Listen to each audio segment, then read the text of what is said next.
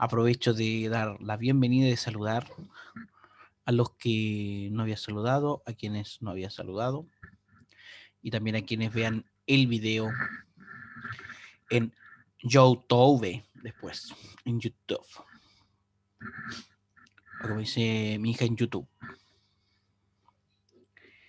En YouTube. Hola Amparo, ¿cómo están?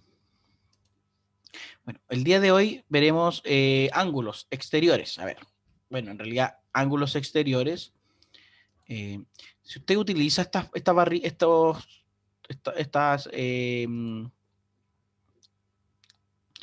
formas de texto y después pone panel de navegación, tengo aquí un resumen de lo que vamos a ver. Ángulos exteriores, longitud de un segmento y axioma de continuidad.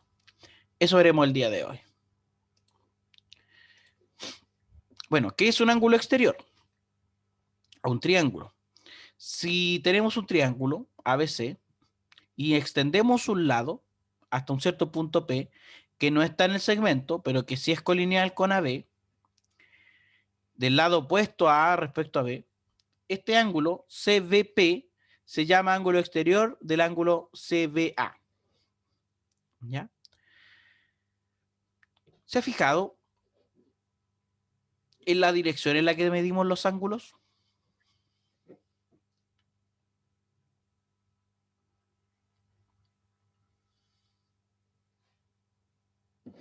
¿Ha notado la dirección en la que medimos los ángulos? Antihorario. Y espero que recuerde una de las primeras clases cuando vimos cómo la observación del mundo real, de la naturaleza, influía en nuestra forma de hacer ciencia, en nuestra forma de hacer matemática. Si usted mira hacia el norte, está en orientación sur-norte, y por qué el norte era tan importante para, para el mundo antiguo. Bueno, en el hemisferio norte, el norte era importante porque había una estrella cuya posición relativa en el cielo durante la noche no cambiaba, que es la estrella polar. Eh, y todo el resto del cielo nocturno giraba alrededor de ella en sentido antihorario. Y además que si yo estoy mirando hacia el norte, el sol se mueve durante el día y la noche, bueno, y la luna también, durante el día y la noche, la luna aparece de día y de noche, se mueve en sentido antihorario para nosotros en el cielo. Y ahí, ¿por qué los ángulos positivos son los que se leen en sentido antihorario? Y cabe la pregunta que va a ser retórica en esta ocasión, porque yo no tengo la respuesta, no la sé, me gustaría investigarla. ¿Por qué entonces el reloj se mueve al contrario de cómo medimos ángulos, de cómo se mueven las estrellas en el cielo, etcétera?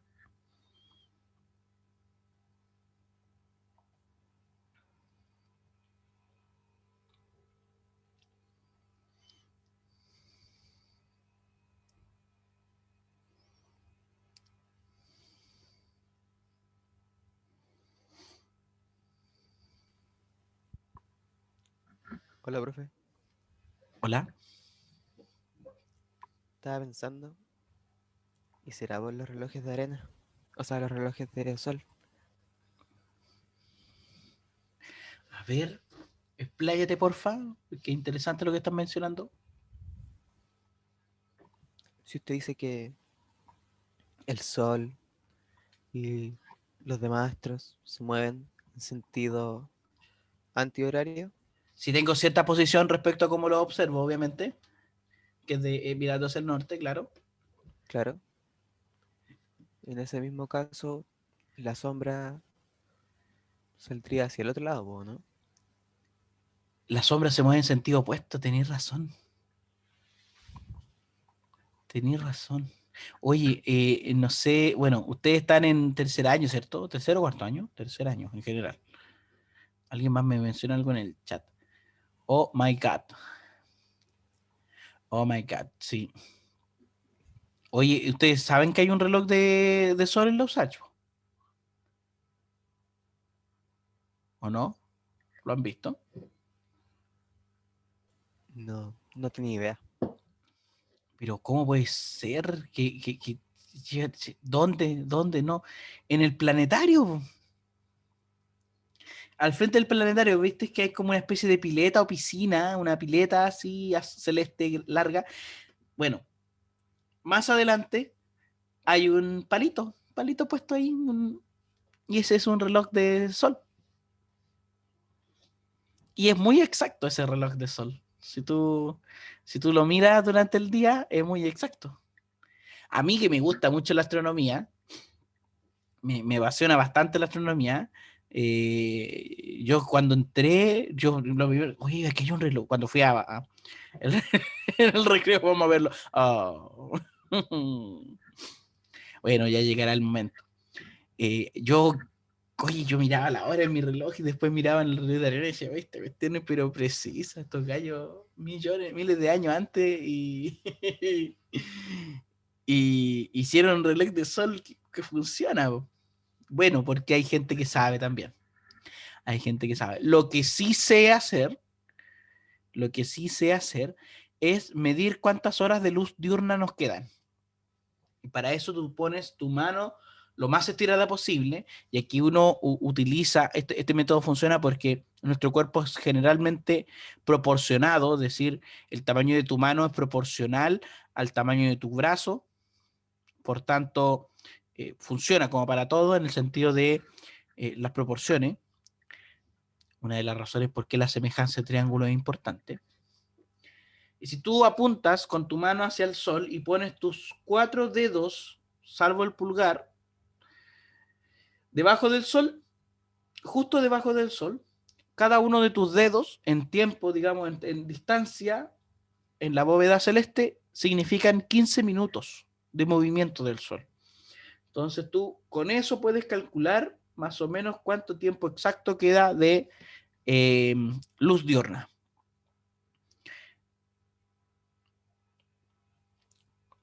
Y algún día usted caminando por el campo, caminando por la ciudad, puede sorprender a alguien y decirle, mira, quedan 45 minutos antes que se ponga el sol. Y resulta que en 45 minutos más el sol se va a poner.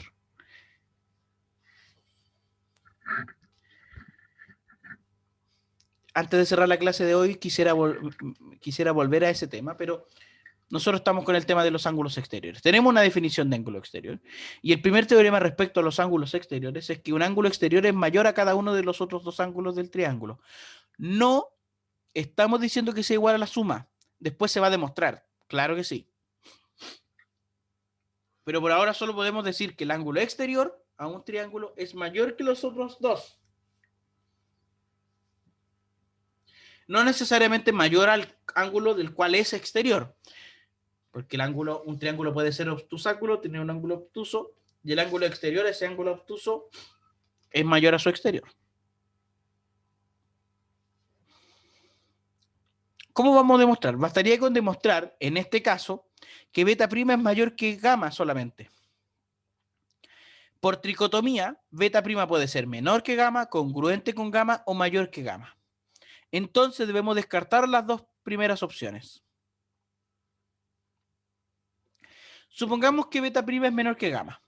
Esto implica, que significa que beta prima sea menor que gamma, implica que existe un cierto D en AB tal que el ángulo DSB es congruente con el ángulo beta prima. A eso nos referimos. Si gamma es mayor que beta prima. Quiere decir que por aquí hay un puntito B de tal que este ángulo es congruente con beta prima. Este triángulo tiene un ángulo exterior congruente, un ángulo interior opuesto. Eso estamos diciendo con eso. Entonces ahora, para descartar esta opción que se dio, debemos averiguar si es posible que un ángulo exterior sea congruente con un ángulo interior opuesto. Entonces ahora vamos a pasar a la segunda suposición. Si logramos demostrar que efectivamente beta prima no puede ser congruente a gamma, entonces habremos demostrado también la parte 1. Por axioma de copia de segmentos, podemos encontrar un punto D en BP, tal que BD es congruente con AC. O sea, por aquí. Por aquí hay un puntito tal que este segmento es congruente con este. Y con esto, por el criterio lado, ángulo, lado, tenemos un lado común, un lado común, un lado congruente y el ángulo entre ellos congruente. Entonces, el triángulo ABC es congruente con el triángulo CDB.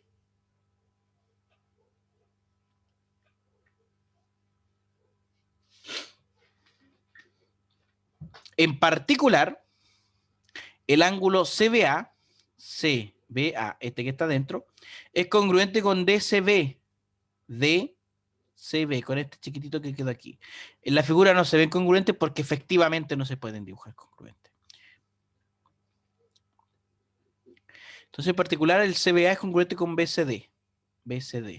CBA, este que está en naranjo con este pequeño que está aquí. Si CP', ¿qué es CP'? Este ángulo, este lado que está hacia acá.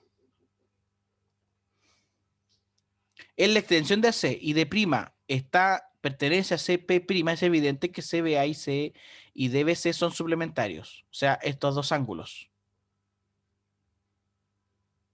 CBA y este otro de acá son suplementarios. Evidentemente son suplementarios. Entonces, el ángulo BC de prima, vamos viendo, BC de prima, este ángulo y este ángulo son congruentes porque son suplementarios a ángulos congruentes. Son congruentes porque son suplementarios a ángulos congruentes. Eso se dice acá. Por transitividad, entonces, DCB es congruente con D'CB. A ver, veamos.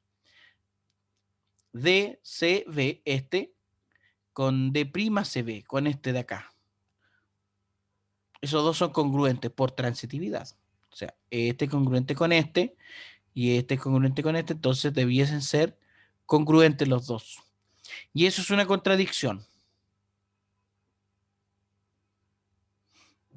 Entonces, beta prima, no puede ser congruente con gamma. Y a su vez, esto demuestra la parte 1. Por tanto, beta prima no puede ser menor que gamma. Así que por tricotomía, beta prima tiene que ser mayor que gamma, sí o sí. No nos queda otra. El siguiente teorema dice que si en un triángulo ABC, AB es mayor que AC, o sea, un lado es mayor que el otro, entonces el ángulo opuesto a ese lado es mayor al ángulo opuesto al menor. En otras palabras, el ángulo mayor se opone al lado mayor y el ángulo menor se opone al lado menor, que es lo que se dice también en la parte 2, o sea, aquí hay una reciprocidad. Si el ángulo en C es mayor que el ángulo en B, entonces AB, que es el lado opuesto al ángulo en C, es mayor a AC, que es el lado opuesto al ángulo en B. ¿Cómo demostramos esto? Mira, supongamos que AB es mayor que AC. Entonces existe un punto D en AB tal que AD es congruente con AC. ¿Sí? O sea, aquí se da. De hecho, para construirlo, y puse ahí en el dibujito, se construyó con la herramienta de compás de GeoGebra.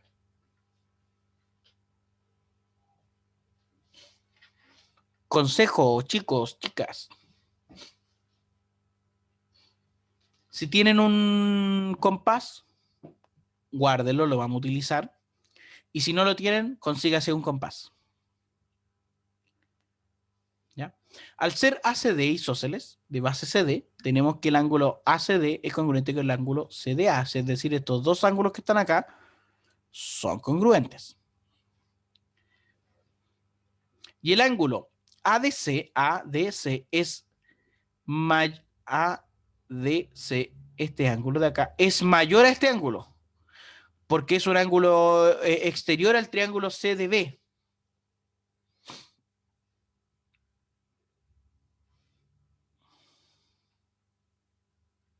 Aquí debería decir CDB, porque ADB no es un triángulo. Entonces el ángulo ACD, este ángulo, es mayor al ángulo en B por transitividad. Este ángulo es mayor a este ángulo por transitividad.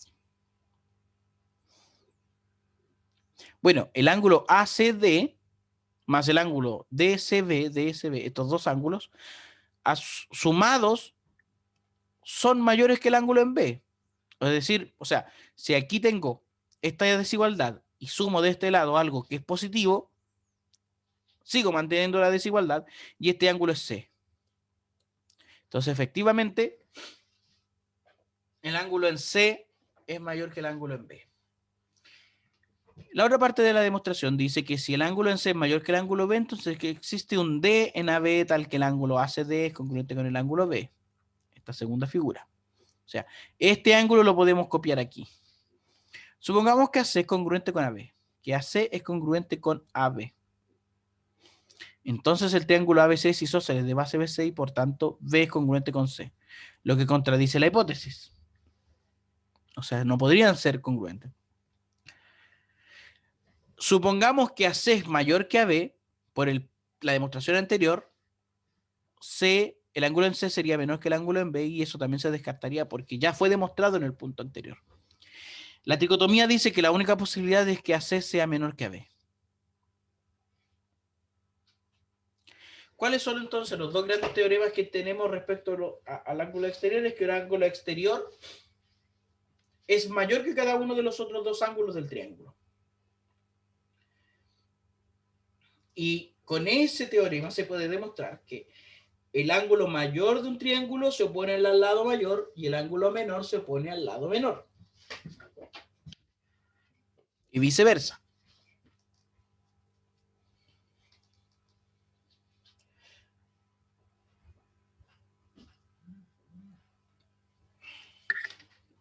Antes de pasar a la longitud de un segmento, ¿cómo medimos? ¿Cómo se mide algo?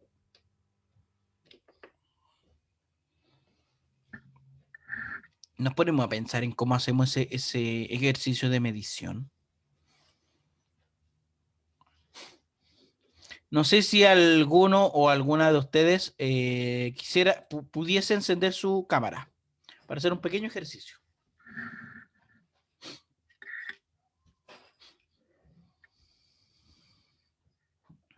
¿Alguno o alguna que se ofrezca a encender su cámara el día de hoy?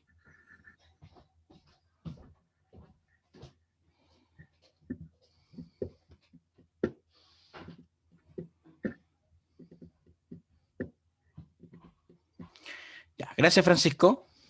Gracias, Francisco. Mira, quiero que todos nos demos cuenta de algo. Francisco, tú nos tienes a todos en tu pantalla, ¿cierto? Sí, sí, sí. Ya, cuéntanos.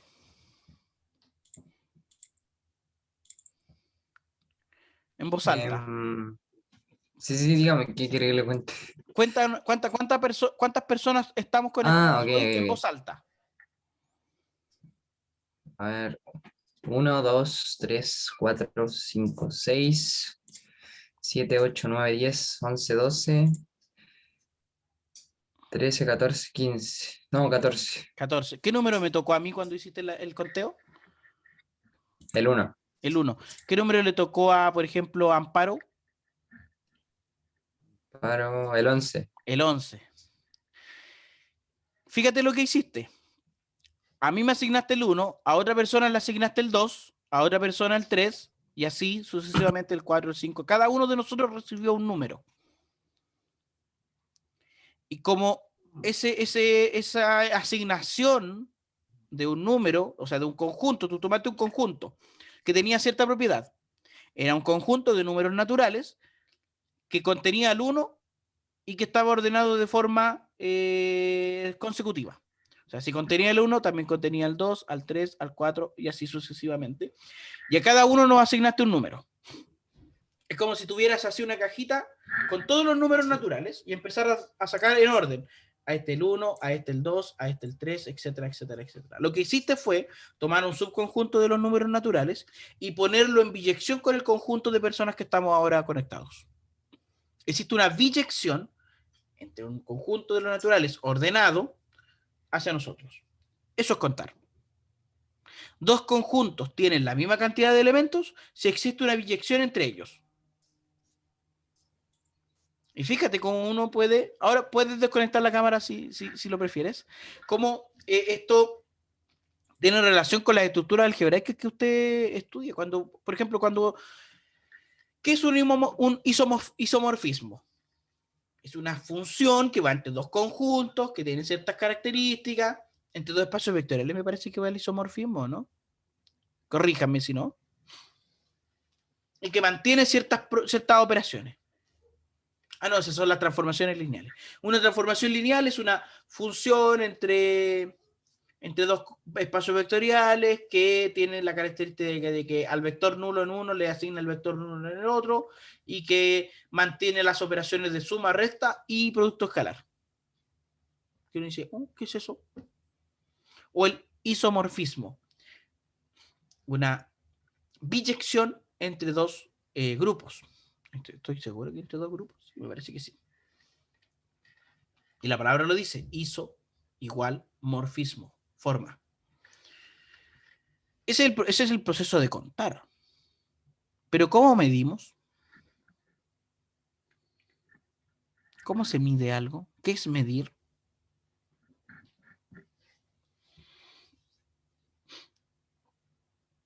A ver si alguien me puede ayudar y me puede describir cómo medir.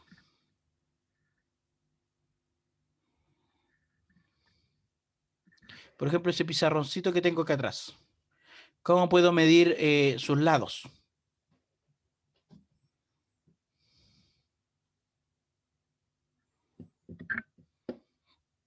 Con una regla. ¿Y qué hace una regla, Amparo? ¿Qué tiene una regla escrito? Numeritos, pero tienen una gracia esos numeritos. No están escritos primero, no están escritos de forma desordenada y están escritos todos a la misma distancia uno del otro, ¿cierto? Están ordenados. En partes iguales, muy bien dicho, Jessica. En partes iguales. Y cada una de esas partes es una unidad. Entonces, para medir necesito una referencia, una unidad de medida. Si yo voy a medir la pantalla de mi computador, puedo, por ejemplo, utilizar mi lápiz y ver cuántas veces mi lápiz está contenido en la pantalla de mi computador. Eso es medir. Entonces, ahora que estamos hablando de la longitud de un segmento, queremos establecerle una forma de medir segmentos con el objetivo de aplicarlos a la desigualdad triangular. Ese es el objetivo. Demostrar la desigualdad triangular. Pero no la desigualdad triangular en términos de la norma de un vector, sino en términos de la longitud de los lados de un triángulo. Para hacerlo, lo primero que se necesita es una unidad de medida. Supongamos que el segmento CD es nuestra unidad de medida. Este segmento CD, y todos los segmentos que son congruentes a él van a tener longitud 1. Para medir segmentos distintos, utilizamos el siguiente método. Se copia sobre el segmento a medir, digamos AB, la unidad de medida. Te vamos a tener tres casos. Que D esté entre A y B, en este caso repetimos la copia desde el punto B', tal que AB' es congruente con CD. ¿Ya? Voy a abrir GeoGebra para mostrar esto.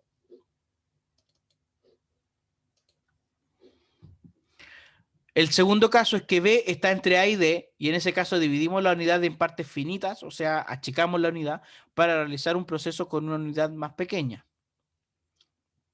Si, por ejemplo, usted está midiendo en metros y midió que su metro en la distancia que quiso está contenido 7 veces, pero le sobró un pedacito más pequeño que un metro, usted ese metro lo vuelve a dividir en 100 partes más pequeñas, llamadas centímetros. Y empieza a ver cuántos centímetros están contenidos. Si está contenido exacto, usted dice, mira, esto mide 7 metros y 35 centímetros. ¿Ya? O sea, si tenemos un segmento y queremos medirlo, necesitamos una unidad de medida. Por ejemplo, aquí la unidad que se propone siempre es el 1. Y vamos viendo. A ver. Mira. Una vez marco. 2 veces contenida. 3 veces contenida. 4 veces contenida. 5 veces contenida. 6 veces contenida. Y aquí 6 veces. Entonces ya esta unidad de medida no me sirve. Tendría que usar una más pequeña. Por ejemplo, una que mida la mitad.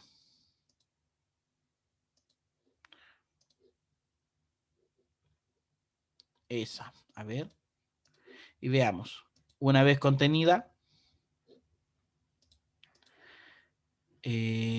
Todavía no me sirve del todo. Entonces tendría que ver una que, no sé, pues fuese más chiquitita, pero una cantidad finita de veces. Y voy haciendo cada vez más pequeño, cada vez más pequeño. Este proceso puede tener 3 caminos. La unidad esté contenida una cantidad finita de veces, en ese caso la longitud es n, perteneciente a los naturales. La unidad esté contenida una cantidad racional de veces, es decir, que el proceso termina. Y tercero, que este proceso nunca acabe.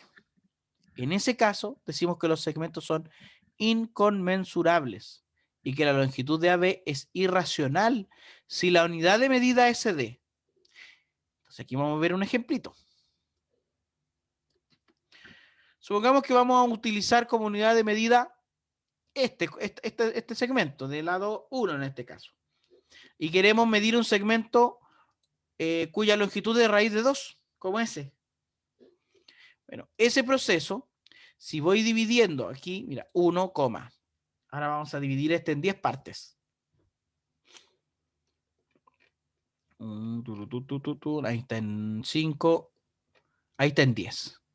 Ahora vamos a dividir este segmento en 10 partes. Y estas partes nuevas, estoy casi seguro que va a estar contenido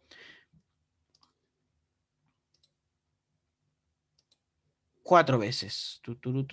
1, una vez, 2 veces, 3 veces, 4 veces. Y uno dice, ¡oh, maravilla! He terminado. Está contenido 1 y 4. 1 y 4 décimos de esa unidad. Pero si yo me acerco aquí, me doy cuenta que no. No. Hay que utilizar partes más pequeñas. Partes más pequeñas. Por ejemplo, aquí me sirve este segmento ahora. Voy a dividir el segmento que medía un décimo de la unidad anterior en 10 partes pequeñas más. Y chupallas, aún no termino, es 1,41. Voy a tener que achicarme y hasta dividirlo en 10 partes. Ahí tengo 1, 2, 3, 4, 5. Ahí. Ahora vamos a utilizar este segmento. 1,41 y 1 y 2 y 3 y 4 y digo, ¡ay! Me faltó un cachito. Me faltó un cachito. Sigamos hasta que este segmento se divida en 10 partes más. Ahí 2, 5 y 10. Ahora sí tengo un nuevo segmento. Y fíjate, 1, 4, 1, 4 de nuevo. Y aquí está contenido 2 veces. Uy, terminé. Terminé. Maravilloso.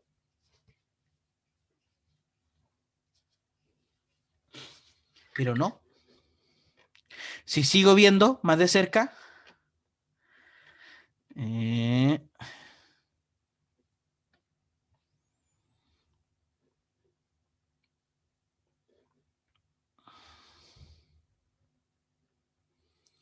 y vuelvo a utilizar esta nueva unidad, y vuelvo a medir 1,41, 42, 1. Chuta, y de nuevo tengo que 1, 2, 5, 10. Aquí y aquí. Mido esos dos. 1, 1, 41, 42. Llevo 1. Y esto va a estar contenido 3 veces. No, pero amigo GeoGebra, si quiero que esto quede ahí. Y este es el tercer caso, porque que este proceso nunca acabe. Nunca jamás de los jamases acabe.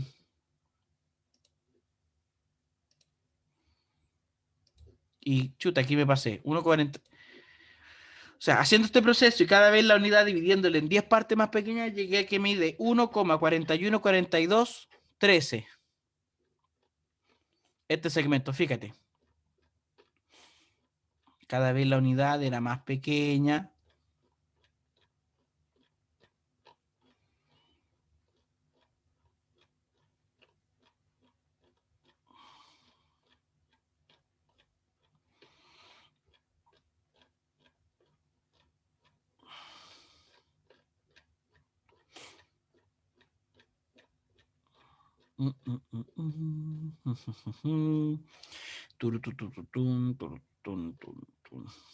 Mi segmento ahí, chupallas.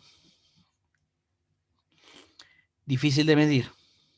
De hecho, si veo todos los decimales de este minuto, me da 1,41, 42, 13, 5, 6, 2 y más decimales, la raíz de 2. Entonces, en general, puedo tener una medición racional que en algún momento termine, o una medición irracional. Y ahí hablaremos de longitudes que son conmensurables y longitudes que son inconmensurables. ¿Qué dice el axioma de continuidad? Primero, el axioma de Arquímedes o la propiedad de Arquímedes. Aquí la vamos a definir de una forma, pero en el fondo, a grandes rasgos, la propiedad de Arquímedes dice que para todo número real existe un número natural sobre él, justo sobre él, y un número natural justo antes de él. O sea, todo número real está contenido entre dos números naturales. A menos que ese número real también sea natural, obviamente. Si AB pertenece al segmento L y CD son segmentos, existe un número finito n de puntos en la recta L entre A sub 1 a sub n, tales que están ordenados y los segmentos A1, A1, A2, en realidad, en general, A, N-1 hasta a N son congruentes a CD, se tiene una y solo una de las siguientes propiedades, solo una. Que B sea el mismo punto A sub N, es decir, que CD mida de forma exacta, natural, al segmento AB, que B esté entre A sub N y A sub N-1, una de dos, que lo mida justo o que no lo mida justito. ¿De acuerdo? Con este axioma podemos establecer la longitud de un segmento referido a cierta unidad de medida. Puede ser bien natural o un número entre n-1 y n. ¿Ya? Y aquí viene el axioma de continuidad. Y esto es lo importante del día de hoy, o lo más importante del día de hoy, porque me parece que la medición de longitudes es súper importante. Para cada recta L, fíjate, esto dice el axioma, para cada recta L, para cada punto A en L y para cada real positivo, o sea, tengo 3 elementos o 3 ingredientes, una recta L, un punto sobre la recta L, para cada real positivo, con la cantidad de números reales que hay, que son más que los números naturales. ¿Usted sabía eso? ¿Que los reales son más que los naturales?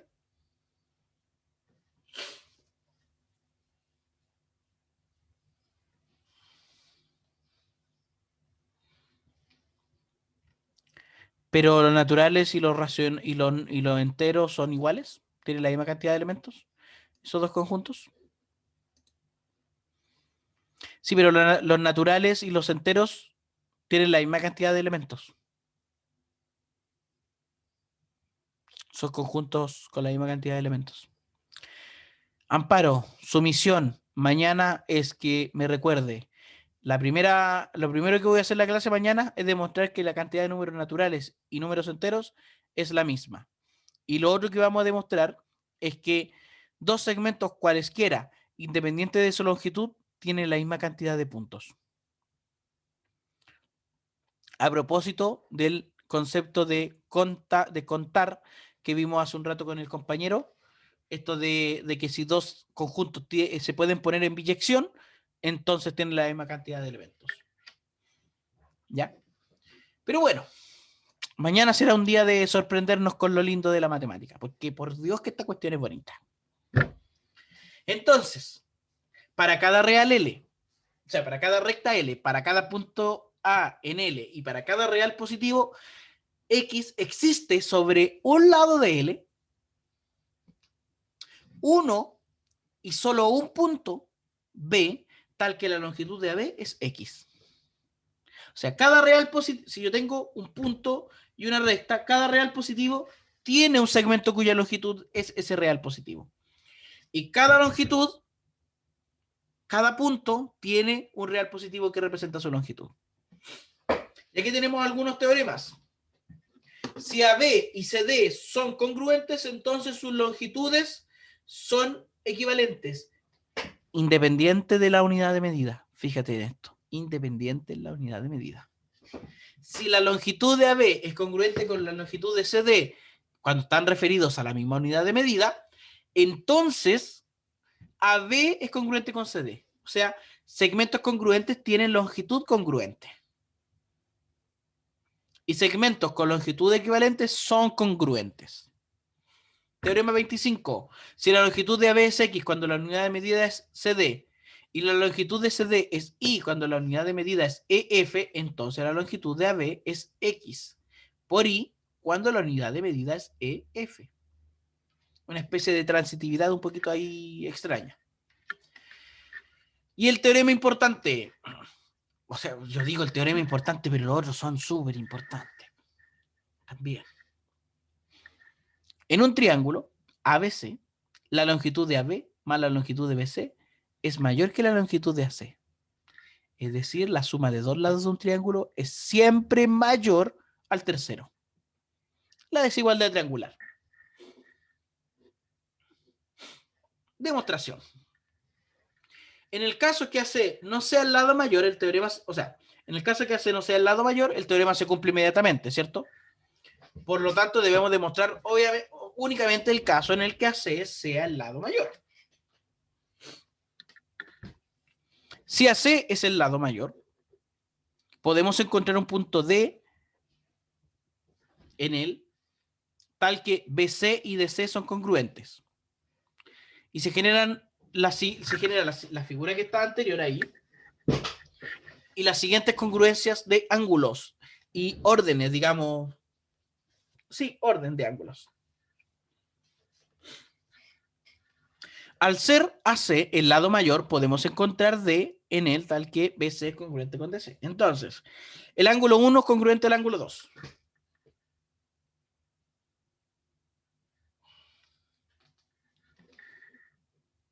Porque están en la base de un triángulo isósceles.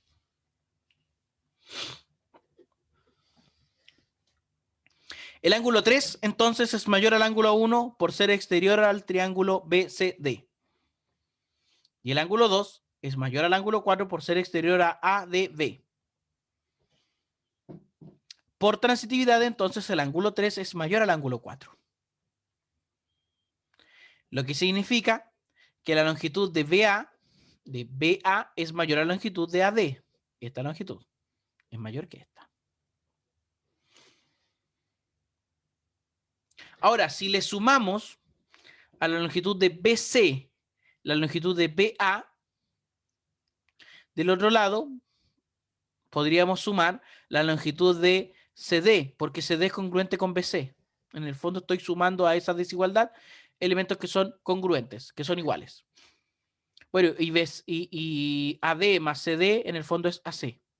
Se cumpliría entonces la definición de la desigualdad triangular. Se cumple ahí la condición. Teorema, mira, importante, una sucesión de puntos A1, A2, AN se llama poligonal si está formada por los por los distintos segmentos A sub i menos 1 y A sub i. El teorema 27 dice que la longitud de una poligonal es siempre mayor o igual a la longitud entre el punto inicial y el punto final. Es siempre mayor o igual. Y por último, teorema 28, con el que vamos a terminar la clase de hoy. Si los triángulos ABC y A'B', C' son tales que AB es congruente con A'B' y AC es congruente con A'C', se tienen dos lados congruentes. Interesante teorema. Si A, el ángulo en A es mayor que el ángulo en A', entonces los lados opuestos conservan la desigualdad. Es decir, la longitud de BC es mayor que la longitud de B'C'. Como siempre, chicos, les recuerdo que los teoremas que no son demostrados en clase son tarea, son ejercicios. ¿Ya? Y hoy día también quedaron varios. No sé si hay dudas, preguntas, si hoy día fui muy rápido, si me fui un poquito por las ramas, hay temas que son muy interesantes de la epistemología.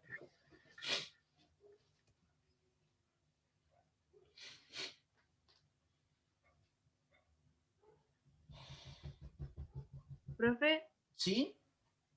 ¿habrá alguna posibilidad que usted habilite los apuntes un poquito antes? Cosa de alcanzar a imprimirlo y para tenerlos impresos cuando pasemos en la clase. Me parece muy buena tu idea. Me parece, de hecho, que mejor cada clase vamos a habilitar el apunte. Me cuestas ya. Por ejemplo, el apunte mañana lo vamos a dejar habilitado para que usted lo pueda descargar. Y así, cada clase, al finalizar la clase, vamos a habilitar el apunte de la clase siguiente. Para que usted tenga al menos un día para imprimirlo, mirarlo, leerlo. Y así después la clase, de hecho la clase nos va a ser mucho más rápida. Y fíjate, vamos en el apunte 6 de 15, o sea, estamos ya casi en un tercio del curso. Creo que podríamos inclusive terminar con lo que nos falta todos los semestres por ver. Chicos, chicas, por mi parte, ha sido un gusto la clase de hoy. Se cuidan, se portan bien, se acuestan temprano, le hacen caso a la mamá. Profe, Amparo. una pregunta. ¿No hemos fijado pruebas nosotros ¿No están las en este pruebas ramo? ¿No están las pruebas fijadas de antemano en la escuela, en la carrera o no? Es que a mí la única que me falta son las de geometría. Las pruebas, Echemos un no sé vistazo si ya entonces las a eso. habrán- No sé si ya la habrán dicho y yo no la anoté, no sé.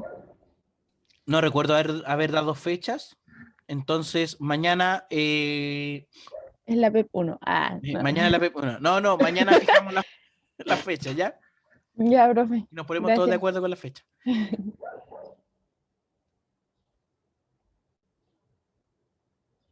Ya, profe, gracias. Chao. Chao, chicos. Sí. Disculpe que estaba estornudando, por eso apagué el micrófono. Cuídense, pórtense Salud. bien. Ya, Chao, chao. chao. No, profe, que esté bien, cuídese. Chao, chao.